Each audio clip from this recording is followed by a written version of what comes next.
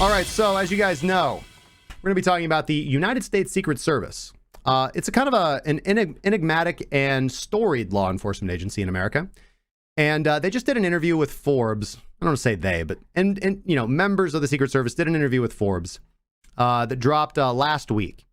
And in this interview, the law enforcement agency, well, I don't even know if I want to call them law. Certainly, they are a law enforcement agency. They're more like the thing of myths, legends, whispers. Wild Wild West, Will Smith. Now, you know, the Secret Service revealed its views on cryptocurrency and cybercrime. Now, take a walk down memory lane here. United States Secret Service goes back to 1865. That is the date. Wow, I don't go back that far. They were first established under the purview of the Treasury Department. So their first job in the first place was to control the money, to protect the money. And they were tasked with what was then a widespread problem surrounding the counterfeiting of United States currency, fiat currency. Apparently, it's always been an issue. Now it's just the thing. Like Jerome Powell just presses the button. It's whatever.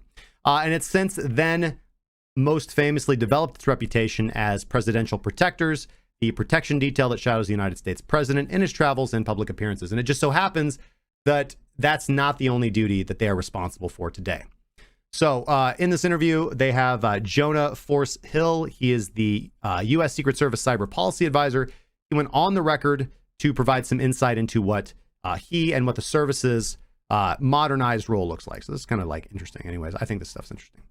So in addition to what they're obviously well known to do, protect the president, they investigate crimes against the U.S. financial system, which includes many forms of modern computer crimes, like unauthorized access of government computer systems. So ransomware attacks that are very popular with cryptocurrency crime right now, as well as crimes associated with digital currencies. And they're not the only law enforcement agency with the authority or the purview to investigate cryptocurrency crimes. Obviously, the FBI, the IRS, Homeland Security, Kentucky Fried Chicken, you know, they also overlap into crypto crime investigation, and of course, state and local law enforcement as well. But you know, they collaborate, share information, and you know, most likely, like I've seen these guys play paintball, they probably have some friendly competition, maybe some unfriendly competition between them. Now, like many individuals, like many agencies, the agency has likely been busy lately due to COVID-19. And that's likely because, as the FBI testified in a House of Representatives meeting in June, there's been a 75% uptick in cybercrime, daily cybercrime, since the onset of the outbreak. And why wouldn't there? You know, you're home more, you are using your computer more. You are probably very lax about your private, your digital security while you are working from home. Now you have your work laptop that you are sitting on your couch working from at home. How easy is it for you to just open up your Facebook and do your personal browsing on your work laptop? But you're not using a VPN. You're not doing all this. You're letting your information slip, and it's just leaking out all over there, along with your business information. They're not really so much interested in your data. They're interested in your company's data, right? Now, the fraud spree witnessed under COVID-19 lockdowns is not specifically a cryptocurrency issue, but overall, you know, crypto is just a component of the overall fraud. This is what Jonah said. Man, that dude has got some facial expressions on him. All right. Now, ransomware attacks involving cryptocurrency saw this is staggering, a 900% jump between January and May of this year. That's like what XRP is going to do here in a few months. Now, a vast majority of these ransoms obviously demand Bitcoin as payment, and that's due in part to the pseudonymity that the payment system provides. And because of that, it lands firmly on the radar of the Secret Service. But the agency recognizes that criminals using Bitcoin for ransom payments does not mean that crypto itself is to blame. Hey, what a modern idea. There's good people on both sides. Still, the question of cryptocurrency's position in the criminal underworld has prompted much speculation. It always will. It's silly. You guys can't stop us. According to Chainalysis, they estimate that only 1.1% of unlawful activity involves cryptocurrency. Thus, kind of the cliched saying, at least that I spit all the time, which is that more crime is done with Benjamins, not the blockchain. But this seems to contradict FBI statistics, which suggests that crypto is present in as many as 3 out of 4 money laundering cases. Well, listen, Chainalysis says that crypto is involved in 1.1% of unlawful activity. Now, it could be that there's not a lot of money laundering. So it could be that Bitcoin is involved in 3 out of 4 money laundering cases. Still, far more crime that does not involve money laundering. But according to Hill of the Secret Service, that number ranges between the true number actually ranges between 1.1% and 75%, because to him, crypto is just a tool, not the classification of crime in itself, right? So he says the crimes that are prosecuted in cryptocurrency cases are generally categorized as money laundering or larceny, not crypto crime. So how the crime was committed, whether it was committed via crypto or not, or what form of money was stolen, is irrelevant to the prosecution and therefore not quantified for statistical purposes. So this is not very helpful, but who cares?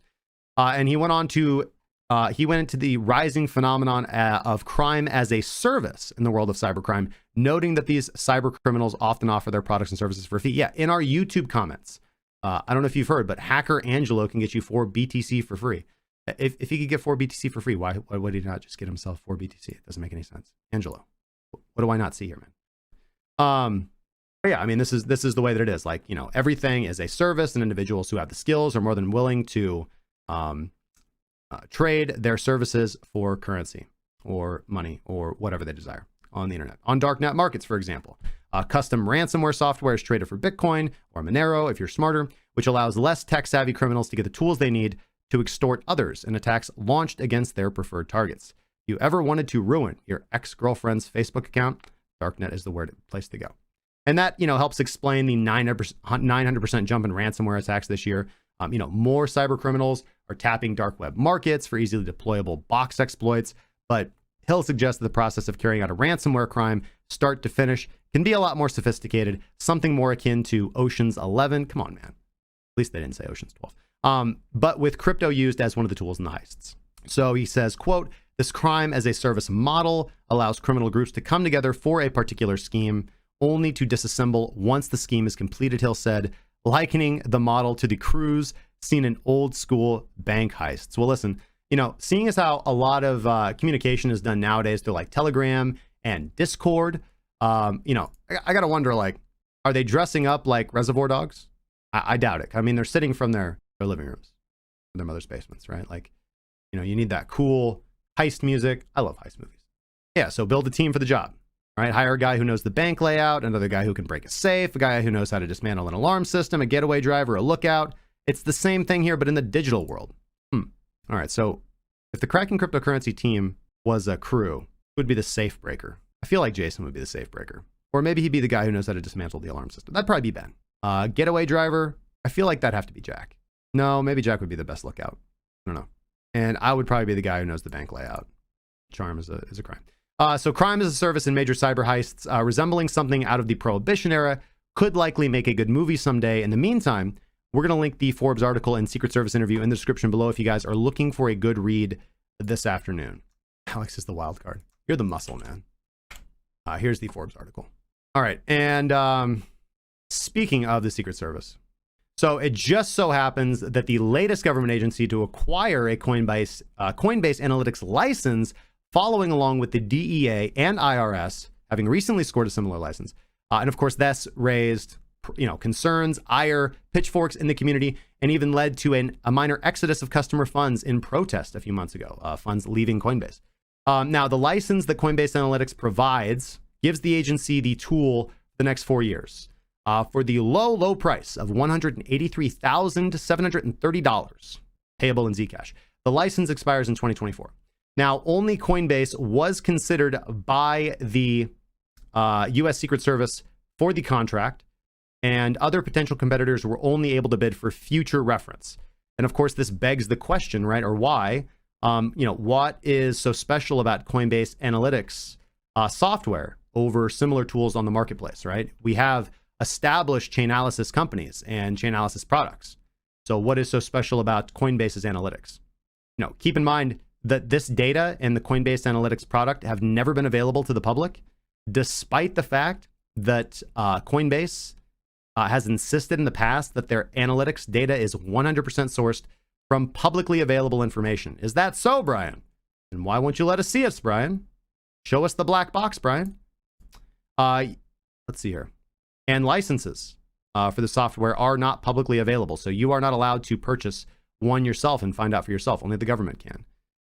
And yeah, I mean, it's natural that we're a little paranoid about this. So many individuals have bought or utilized Coinbase and recommend it as a safe haven to others. But to know that, there's a man on the inside, or that they're behind our back, turning around and selling analytics information to government agencies that we are not aware of the details of what's inside of that information. They're like, it's just totally public information.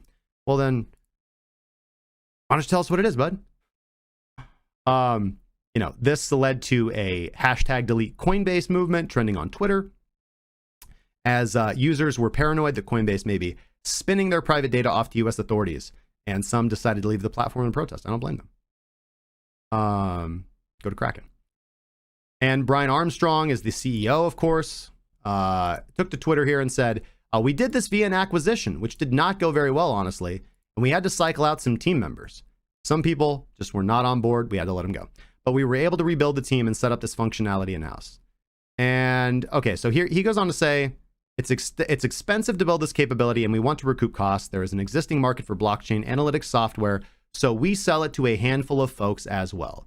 It also helps us build relation with law enforcement, which is important to growing crypto. There are ways to grow relationships with law enforcement in crypto without selling your users' private data that you, in my opinion, may or may not be, probably are, lying to us about the fact that you're turning around and selling it. Especially if you want more fiat in the world to flow into crypto over time, as I do. Blockchain analytics software is essentially just compiling publicly available data that is already out there on the blockchain, trying to organize it to make it more useful. If you want true privacy, that's what privacy coins are for. I'm a big fan of privacy coins because I think everyone should have more financial privacy. It will be similar to how the internet moved from HTTP to HTTPS over time. Now there's a good response here. Basically, the response that I read. Wow. All right, cool. Yeah. And then we have the kind of offensive posts right there. Anyways, the response that I saw to him that I agreed with was basically somebody saying, look, man, there are other blockchain analytics companies out there, and there are other ways to make money besides selling private data, because this is the problem here is that it's very suspicious, and the assertion is that what they are actually doing is claiming to not sell private user data for users of the Coinbase platform, and that they are incorporating and developing their analytics software based on that. And that's why the U.S. Secret Service was so keen to enter into this relationship with Coinbase and not with these other well-established companies out there like Chainalysis or I can't think of the other one, the other big one off the top of my head, but it is certainly suspicious. So, I honestly haven't been doing for almost a year now almost any transactions or volume on Coinbase. There are some accumulation bids that I buy. So for example, generally like long-term hodls, I'll purchase on Coinbase. But the best way to do things, if you're trying to accumulate long-term positions, is to do it OTC, guys. Is to do it kind of peer-to-peer. Let me know what you guys think.